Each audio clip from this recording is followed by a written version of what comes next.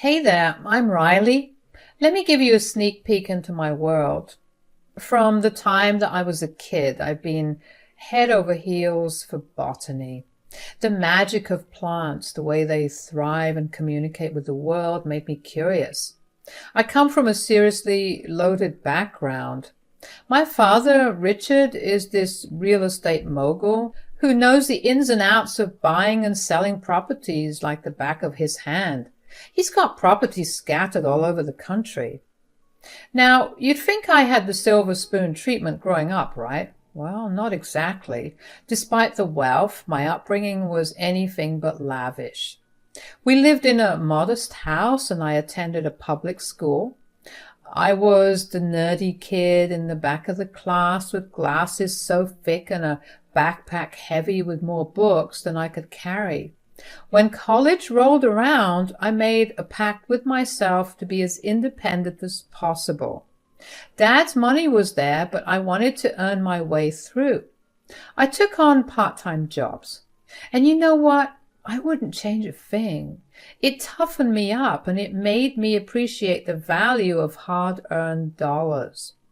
Fast forward a few years and I decided to open a little flower shop after I completed my degree in botany.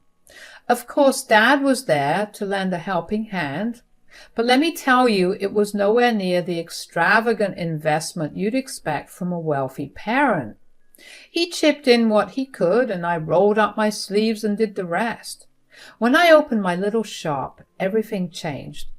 You see, it was there that I met Max, my husband.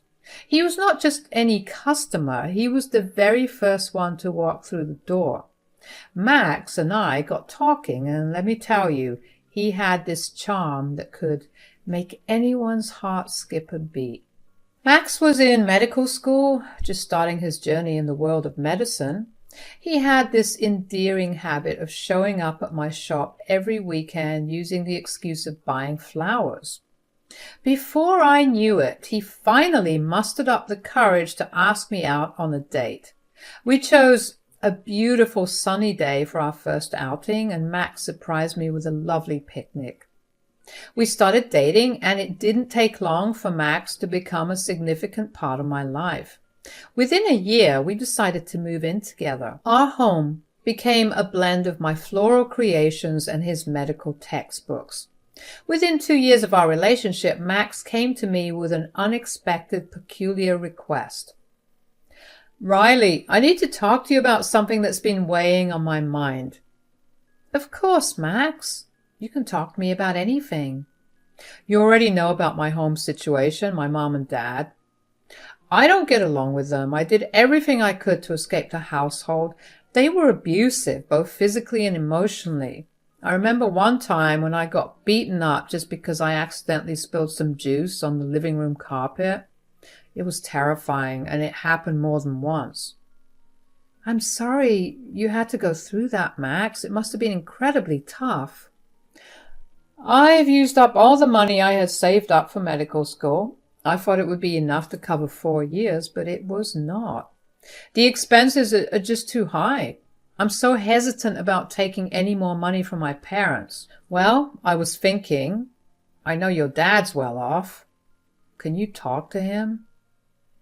You know me, and I never really asked my dad for such a big help. I am helpless. I might have to drop out.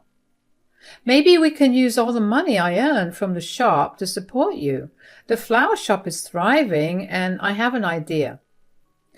I will let go of a few employees and take on all the work myself. We won't have to pay extra salaries, and I'll work extra hours to boost our income. We'll get through this, I promise. Are you sure you can do this? I don't want to overburden you, honey. I believe in you, and trust me, I'm more than happy to do this for you. I threw myself into my work with everything I had. The next 2 years were a whirlwind of hard work and determination. I was at the shop from dawn till dusk, and often even longer. I had to make some tough decisions, and one of them was letting go of all my employees. It was a difficult choice, but I was determined to make this work. I found myself arranging flowers for birthday parties and weddings, often working late into the night to get everything just right. The shop became my life, and it was the place where I poured all my energy.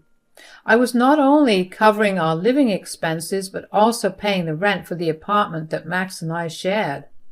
I made sure the fridge was stocked with food, and I kept a roof over our heads. All the while, I was also covering Max's tuition fees, ensuring he could pursue his dream of becoming a doctor. It was challenging, but I believed in us. So Max finally wrapped up med school and dove headfirst into his medical residency. It was a heck of a journey for him, but he did it. I was so darn proud I could have burst with joy. After Max finished his first year of residency, he surprised me with a ring. It wasn't all sparkly and extravagant, but that didn't matter one bit. It was the thought and the love behind it that counted. When he got down on one knee and popped the question, I was happy, of course. I said yes, and we sealed the deal with a hug and a kiss. Riley, I just want you to know that I am who I am today because of you. Thank you for keeping a roof over my head and helping me pay for my school tuition. You've been there for me when no one was, and I can't express how much that means to me. Max, it wasn't just me, it was your hard work and determination as well. We've been in this together, and I'm incredibly proud of everything you've achieved, babe. Now, we can both invest in a wedding, little by little, and host a small event. I love that idea, Max. It'll be perfect for us. I introduced Max to my mom and my dad, and they liked him. I didn't mention that I helped Max with his med school tuition because I wasn't sure how they'd react. I just wanted my parents to see Max as worthy of me. As for the wedding, we decided to invest in it together. I contributed a bit more since Max had used most of his earnings on the ring. It was a small, intimate event. Only a few of Max's friends showed up, but my entire family attended. It was a beautiful day in my eyes.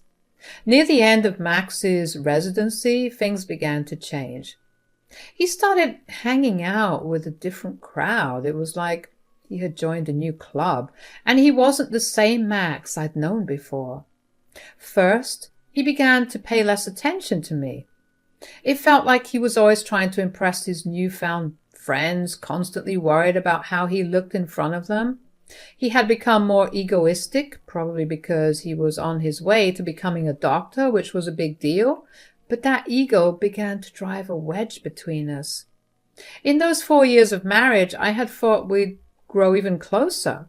We had been through so much together, supporting each other's dreams, but Max was changing, and it was not for the better. We had always said we wouldn't think about having children until he had a stable job, and we stuck to that plan. I even froze my eggs to make sure we had options in the future.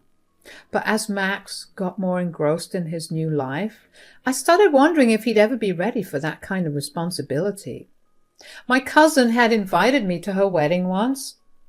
I was really looking forward to it, and I had already told Max to save the date. It was one of those family gatherings that I didn't want to miss. I reminded Max about the wedding several times. It was a big deal for me, and I wanted him to be there with me and be my +1, of course. On the day of the wedding, I told Max that we needed to leave for the event at 7. However, Max had other plans. He insisted on going out with one of his friends for some drinks to have some fun before the wedding. He promised me that he'd be back before 7. I reluctantly agreed, trusting his word. I was all dressed up, waiting for Max, but there was no sign of him. I called him multiple times, and he finally picked up. "Where are you? It's 8:30 already. We're late for the wedding." "I don't think I'll be coming back home tonight." "What do you mean?" "I'll just crash at one of my friends' places." "What about the wedding?" "I have a life now. First, I was drowned in my school and studies, but now that I actually have a life, you're dragging me to your family events? I don't want to go to your stupid cousin's wedding." Max, you're out with your friends at the bar almost every weekend, getting drunk and having a good time. Can't you just spare one weekend to be my +1 at my cousin's wedding? You are my husband. You are really suffocating me right now. Suffocating? Riley, just because you paid for my medical school doesn't mean you can take me anywhere with you as if I'm your pet dog. I need some independence. Max didn't come home that night. I didn't make it to the wedding either. I was devastated, wondering how he could say such hurtful things to me, especially considering all I'd done to support him. I had been his wings, helping him soar to new heights, and I couldn't understand why he felt suffocated. The next day, Max returned to the house in the afternoon. I was still asleep when he arrived. I woke up, and he was sitting right next to me. Riley, I'm really sorry about last night. I was too drunk and just let all that stuff spill out. I was out of my mind. I made a big mistake. Max, it's not just about last night. I don't want to feel suffocated, and I've always wanted to support you, but things have felt different lately. I know, I've been distant, Riley. It's just that with my medical residency, I felt like everything was slipping through my fingers. I was overwhelmed. Max, I want to be there for you through everything. We're a team, remember? Yes, I do. On that note, I'm getting my residency certificate next week, and then I can be a full-time doctor. I have a luncheon to attend, and everyone is going to be there. How about we go shopping and I get you a nice dress? You are the woman behind me, and you need to be there in style. Max, that sounds lovely. The day we've been working so hard for is finally here. Later that day, Max and I went shopping. It was supposed to be a fun outing, but I couldn't help but notice how strange he was acting. As we browsed through the stores, Max began making comments about the clothes I tried on. Don't wear this. This looks so cheap, like something from the clearance rack. You look ridiculous in that. Are you planning to join a circus or something? It felt as if he wanted to change me into someone I wasn't. I started feeling uncomfortable, not because of the dresses themselves, but because it seemed like Max was trying to mold me into a different person. The day of the luncheon had arrived, and there I was, donning my dress that Max had chosen for me.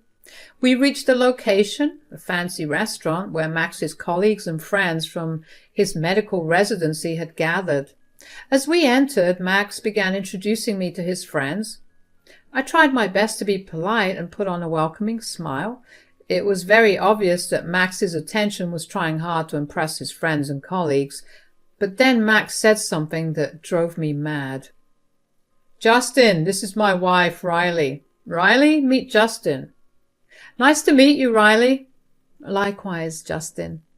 Well, Justin, I'm lucky to have a brilliant wife. Riley is a talented botanical scientist. Wow, that's impressive, Riley. Yeah, thank you, Justin. Yes, I've always been passionate about botany. You know, Justin, I always wanted to be a doctor, but I didn't want to burden my family, so I took on multiple jobs during my undergrad and medical school to support myself. My parents had their own financial struggles, and I didn't want to add to their worries. Medical school costs a fortune. You are a tough guy, taking on jobs, working under all that pressure. I could not believe all the lies Max was coming up with.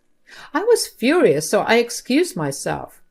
The luncheon finally ended, and on the way back from the luncheon, I couldn't contain my frustration any longer. The urge to confront Max about his lies had been building within me like a simmering pot. I knew this was the moment to bring it to a boil. You said some things today that weren't true, Max. Oh, come on, Riley. I was just trying to fit in with my colleagues. You know how they are. But you lied about me and about how you paid for your medical school. Why didn't you mention my support? I didn't want to come across as dependent on you. It's my career, and I wanted them to see it that way. Okay. But why did you lie to them about my career? It's just that some of these people can be mean and judgmental. They're too smug about their achievements sometimes. What if they made fun of you? I wouldn't have liked that. They all seem nice. One of your friends even brought his girlfriend, who was a waitress. He didn't lie, did he? Every job is respectable. I'm just trying to protect you, Riley. We went out to celebrate Max's achievement that evening. He had finally received his certificate and was now a certified doctor. Despite the recent tensions, I didn't want this special day to be ruined. Maybe he had his reasons. Colleagues can be difficult to deal with sometimes, I thought to myself.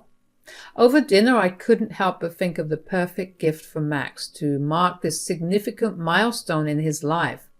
As we enjoyed our meal, an idea began to take shape in my mind. I thought about a property my dad owned, not a massive estate, but substantial enough. It had the potential to be transformed into a small yet functional hospital. We got home. Max was fast asleep, so I decided to call my dad. I need to ask you for a favor, Dad. Well, Max just got his medical certificate, and it's a huge accomplishment. I wanted to give him something special to mark the occasion. That's wonderful, Riley. What did you have in mind? I've been thinking about one of the properties you own. There's this one, not too big, but it could be turned into a modest hospital. I thought Max could run it and own it, and it would be a great way to celebrate his achievement. Riley, this is a big step. Are you sure about it? I am, Dad. I know it's significant, but I believe in Max, and I think he can make it a success. I can pay for it later, I promise. I don't have that kind of money right now. You've never asked me for anything this big, Riley, but you've always been so independent and determined. I'm proud of you, and I think this is a wonderful idea. Consider it a gift. Not just for Max, but for you too. Thank you, Dad. This means a lot to me. I couldn't contain the happiness within, so the next day, before leaving for work, I woke Max up and gave him the good news. I've arranged something special for you. Really? What is it? I've talked to my dad about one of the properties he owns. It's not huge, but it's perfect to turn into a small hospital. And I thought you could run it. It could be a step towards our future, Max. Riley, that's incredible. You did that for me? Just when I was stressed about what I'm going to do next? You are the best. Thank you from the bottom of my heart. You don't have to thank me, Max. I love you. So, over the next 6 months, Max and I were often visiting the property. It was a project that was part surprise, part collaboration. The place was about halfway done, but needed some tweaks and renovations to transform it into a proper medical facility. We hired a construction crew, which my dad paid for, to work their magic.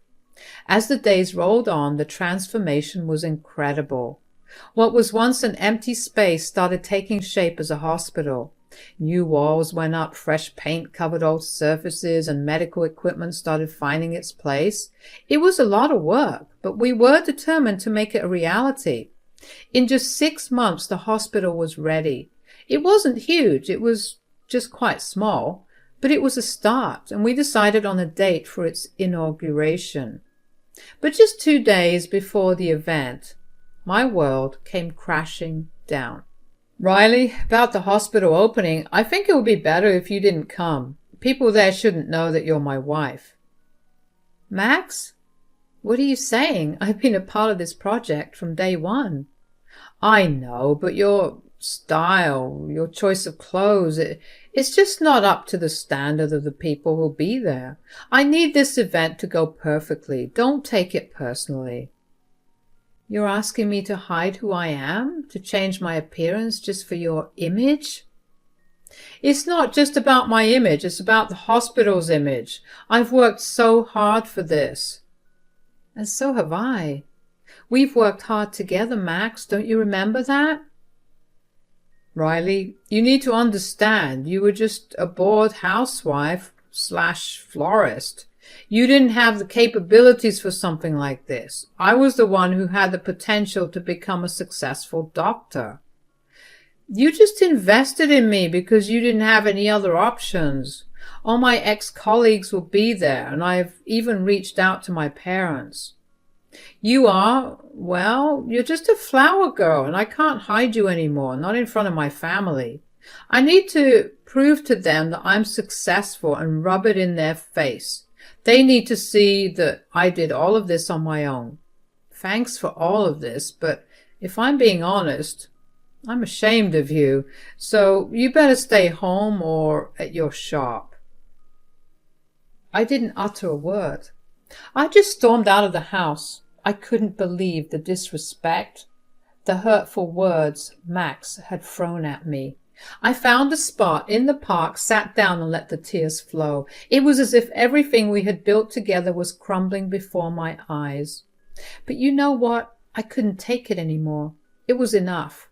I had invested so much in Max, in us, and to be reduced to this, just a flower girl, was heartbreaking.